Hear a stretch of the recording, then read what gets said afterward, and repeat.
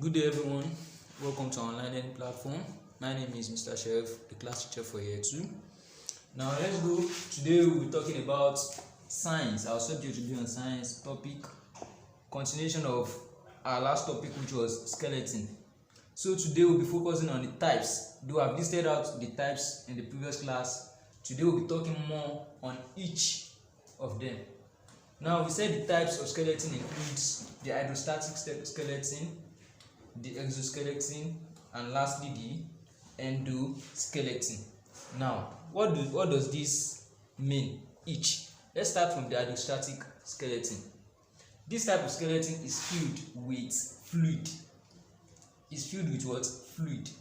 That is something like a liquid, precisely in form of water. Now, any animal that have this type of skeleton, they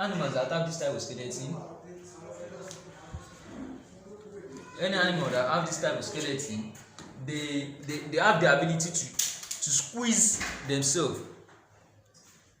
Any animal that possesses what? Hydrostatic skeleton, they have the ability to squeeze themselves, as in to change their shape.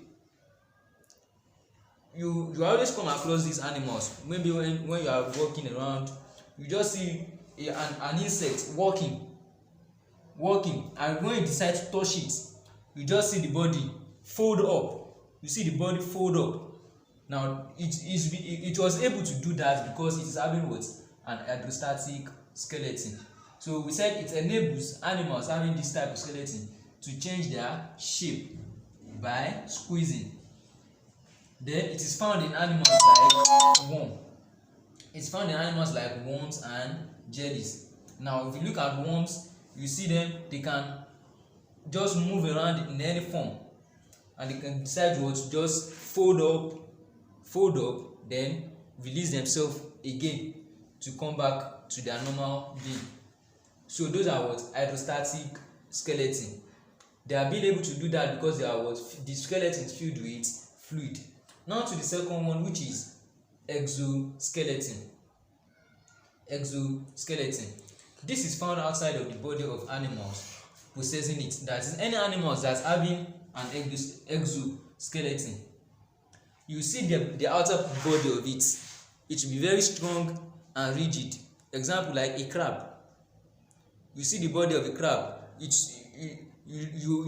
barely see something like a flesh in it. No, it will be very strong and very rigid. So that's what an exoskeleton. They are what? Possessing and are rigid. Animals having this skeleton shed it as they grow, as they can't expand. Now, this type of skeleton,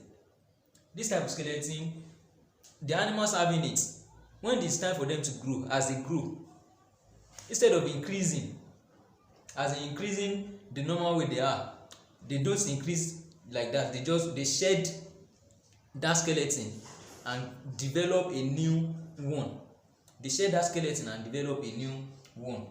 So it is found in animals like crab, I mentioned that, and lobsters. Crab and what? Lobsters. So these animals, they have what? A very rigid and strong outer skeleton.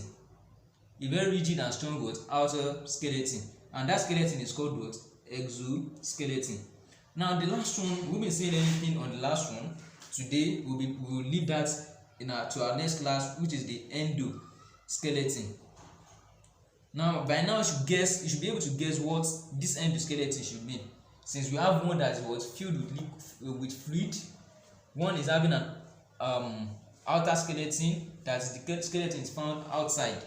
So endo, with just a tip, is found in an animal. So that's what? Endoskeleton. So we'll talk more about that in our next class. So that will be the end of the class for today. With that, I'll be leaving you with the home drill. Number 1, you define what are skeletons. We did that in the previous class. List the 3 types of skeleton, which I've explained here. Animals having a strong and rigid outer skeleton is known to have what type of skeleton. So go through the notes and you answer that. Number 4, explain exoskeleton and come up with examples of animals that have exoskeleton.